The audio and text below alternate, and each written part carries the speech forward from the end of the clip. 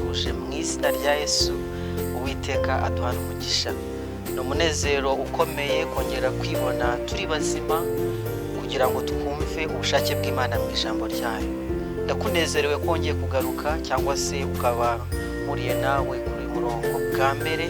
Uwiteka aduha umugisha kandi atumurikishize mu maso ye, aduhe ku mwuka we wera kugira ngo dusobanukirwe n'ubushake bwe mu ijambo ry'Imana. Uyu munsi tugiye gukomeza ibyigisho twatangiye kandi turi kuganira kuri ya ngingo y'Isabato nk'uko ino platform yitwa umucyo w'Isabato. Mu gihe cyashize twaganiriye ibyigisho bikomeye byerekeranye n'uko Imana yahanze Isabato. Tumaze iminsi tuganira ku gice cya mbere n'icya kabiri cy'itangiriro. Muri aka kanya tugiye kubirengaho gato tujye mbere ngo dusobanukirwe n'ubushake bw'Imana.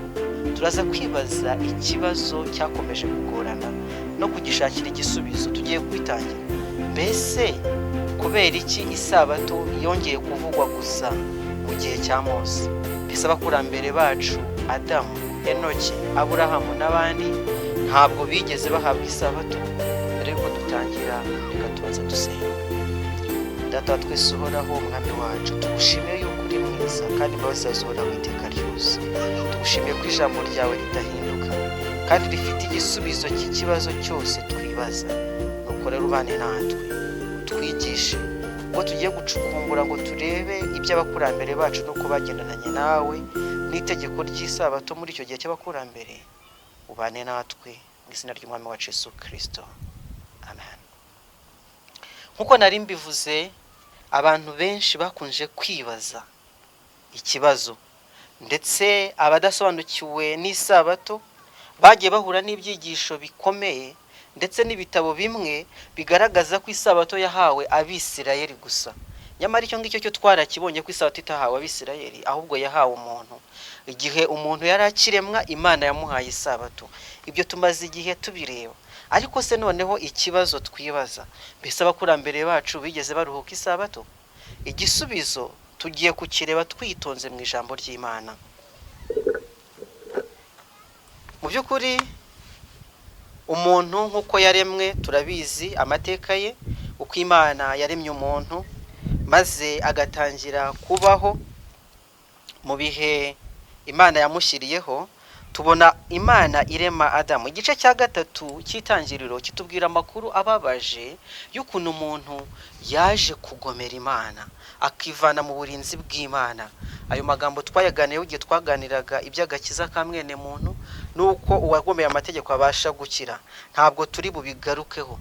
Umuntu amaze kugomera Imana hari icyabaye, nuko Imana yamutabaye. Izina ry'Uwiteka rihabwa icyubahiro.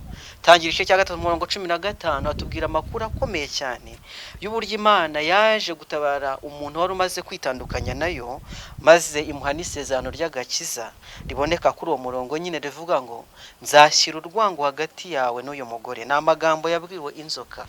No hagati y'urubyaro rwawe n'urwe ruzagukomeretsa umutwe, nawe uzarukomeretsa agatsinsino. Urwo rubyaro nta rundi kandi urwo rwango nta rundi ni Yesu Kristo, waje hagati y'umunyabyaha na Satani kugira ngo abe gatanya. Wa muntu yamaze kwiyunga na Satani burundu, ahinduka umuragwa w'ijambo ry'Imana. Umuntu amaze gucumura, tubona yuko yacumuye atarabyara. Ahari yacumuye yarabyaye, twari kubona igisekuru runaka cy'abubaha Imana, cy'abatarigeze bakora icyaha. Ariko ntabwo ariko byagenze, ahubwo umuhungu wa mbere wa Adamu twamugandiyeho mu byigisho byashize yitwaga Kayini. Kayini bisobanuye ngo turamubonye. Izina Kayini ni izina ryiza. Tubonye ndetse tubonye umucunguzi. Niko Adamu yibwiye yuko abonye umucunguzi, abonye uzamuvana mu bata bw'icyaha nk'uko isezerano twabonye ryari riri. Ariko Kayini ntabwo yabaye umucunguzi nk'uko tubisobanukiwe, ahubwo yishe murumuna we Abeli. Ibyo twabiganiriyeho igihe twaganiraga iby'idini ya Kayini n'idini ya kabiri, idini yishingikiriza ku mirimo n'idini yishingikiriza ku gakiza kabonerwa muri Yesu Kristo. Nyuma yaho Imana yaje gushumbusha Adamu undi muhungu witwa Seti, kandi abyara n'abandi bahungu n'abakobwa benshi. Ntabwo ari icyo tuje kuganiraho, ntabwo tuje kuganira ku gisekuru cya Adamu. Ariko icyo tubona nuko isi yaje kuba ngari, abantu barayitura, ndetse kugeza igihe abantu baje kugomera Imana cyane inkuru tubwirwa mu gice cya 6 cy'itangiriro kitubwira iby'umwuzure. Ariko se abantu babayeho mbere y'umwuzure babayeho bate? Abantu babayeho mbere y'umwuzure bari bafite amategeko cyangwa ntabwo bari bayafite? Mbese bakomezaga isabato cyangwa ntabwo bayikomezaga?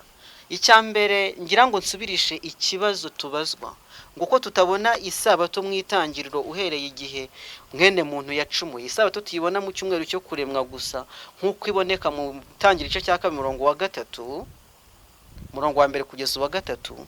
Ku cyandi tutayibona, ikintu cya mbere dukwiye kuzirikana nuko igitabo cy'itangiriro atari igitabo kivuga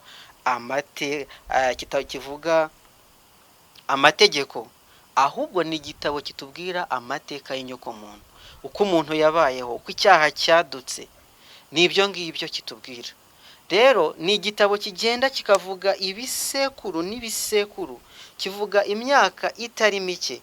Nshuti yanjye, ntabwo igitabo cy'itangiriro cyaje kije kutubwira iby'amategeko abakurambere bagenderagaho, ahubwo kitubwira ingingo ikomeye cyane y'amateka ya muntu, uko abantu babayeho nuko bakomeje kugendana n'Imana, nuko Imana yagiye ibihishurira kugeza na n'uyu munsi.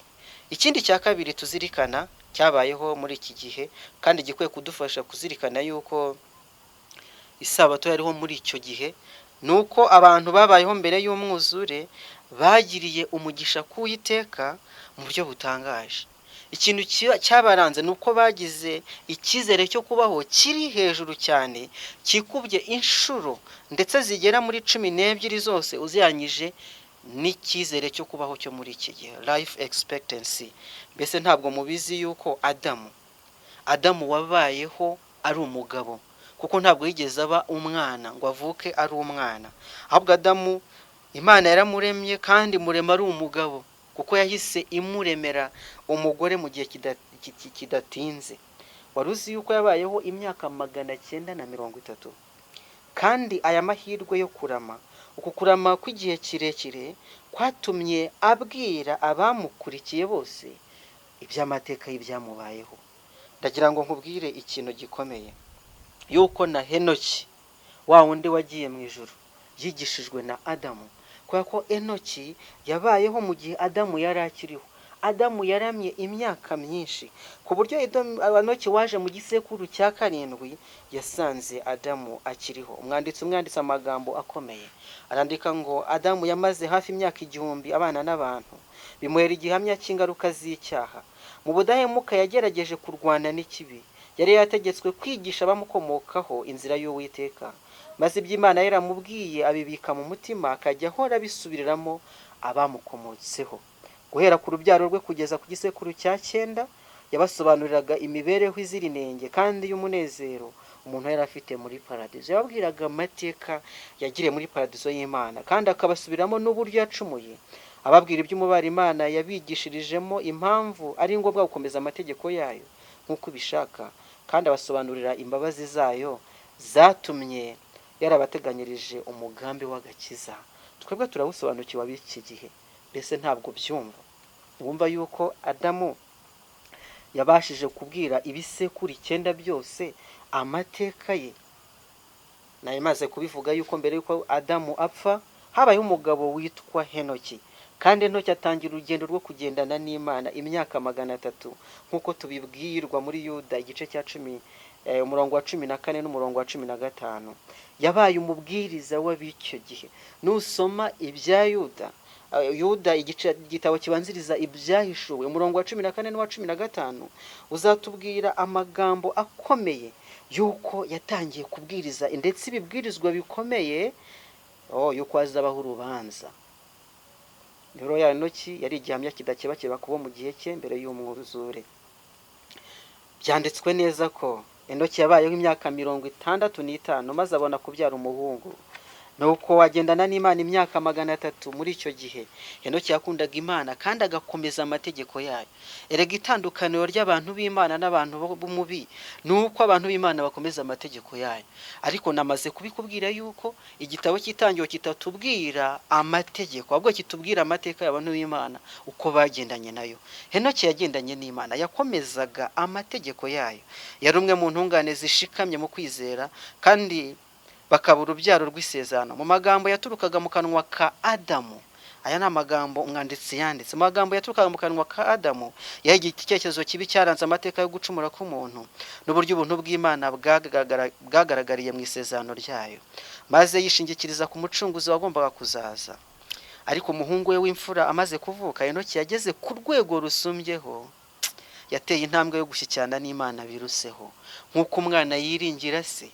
Umuhungu we Metusela uko yamwiringiraga niko nawe yiyemeje kwiringira Imana mu buryo busumbyeho. Yasobanukiwe neza ibyo asabwa n'inshingano ye nk'umwana w'Imana. Ubwo yitegerezaga urukundo umwana akunda se, uburyo yiringira ko ntacyo yaba bari kumwe, ubwo yumvaga mu mutima wasabwa n'impuhwe kubw'uwo muhungu we w'imfura, byamwigishije icyigisho gikomeye cyane. Haleluya.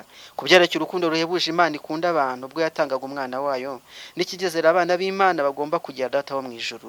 Nuko urwo rukundo rutarondoreka rutari baringa rwagaragariye muri Kristo, rumubera impamvu z'amasengesho yo kumanywa na nijoro, kandi agambira mu mutima we guhishurira urwo rukundo abaturanyi be. Uwiteka ashimwe kubw'aya magambo, kubw'ubu buhamya butangaje bwaranze umugaragu w'Imana Henoki. Ni icyitegererezo kuri twe kandi gitangaje.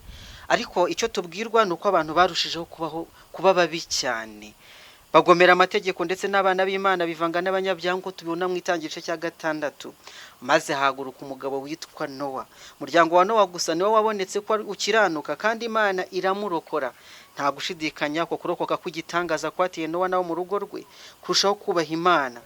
Nyamara ntibyateye kabiri abantu bakomeza kwimura Uwiteka. Tuza amateka akurikiye iby'umwuzure, batubwira iby'umunara w'ibabera. Abantu bongera kugomera Imana, bagomera ubutegetsi bw'Imana, bashinga ubutegetsi butagize aho buhuriye n'Imana. Ni amakuru ababaje.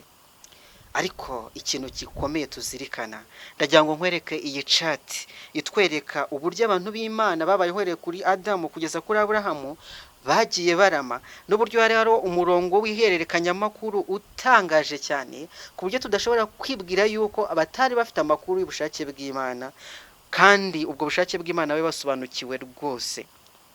Nshuti yanjye, nureba neza kuri iyi chat uhereye kuri Aburahamu, uhereye kuri Adamu ukageza kuri Aburahamu, turareba ibyiri hererekanya makuru.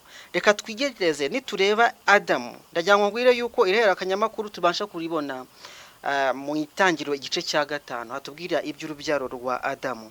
Urebye Adamu yabayeho igihe kirekire kidasanzwe, kuva kuri Adamu aragendageza ku mugabo witwa Lameke. Lameke ari hehe? Lameke umuhungu wa Metusela, ubwo ni umwuzukuru wa Henoki, ari nawe wabyaye Nowa. Kuva kuri Adamu kugera kuri Lameke, Adamu yari akiriho. Biratangaje kandi birakomeye cyane. Nuvuga ngo Adamu yabayeho mu bisekuru bigera ku 9 byose twamaze kubibona. Arama imyaka ingana ityo, maze aragenda ahaba abakurambere bacu amateka y'ibyamubayeho. Uyu Lameke Adamu apfa yari afite imyaka 56. Bisobanukiye ko yumvise ibibwirizwa by'uyu mukambwe wabayeho mbere y'icyaha, wabaye muri Edeni, wabanye n'Imana imbona nkubone. Yarabyumvise. Lameke nawe ni witegereza wasanga yarapfuye umuhungu Lameke nawe yapfuye umuhungu wa Nowa witwa Shemu afite imyaka 93 yose. Birakomeye. Noneho kandi uyu Shemu we yarokotse na wa mwuzure, ubwo agiye kuba icyigisho kuri babandi barokotse umwuzure n'abazakurikiraho hanyuma. Shemu uyu yabayeho kugeza mu gihe cya Aburahamu, ku buryo Aburahamu Ishema apfa yari afite imyaka 150 yose. Mbese ntabwo byumvikana ko aba bantu bari bafite amakuru ahagije. Niba Lameki yarigishijwe na Adamu, maze Lameki akabyigisha abamukomotseho harimo na Shemu, noneho Shemu nawe akabana n'abarokotse inkuge ndetse n'abaje kubaho bwa nyuma kugeza kuri Aburahamu afite imyaka 150, ntibisobanutse yuko hariho itumanaho rifatika mu kumenya ubushake bw'Imana. Nuko rero muri uyu mwanya ntabwo nshaka ko icyigisho kiba kirekire cyane.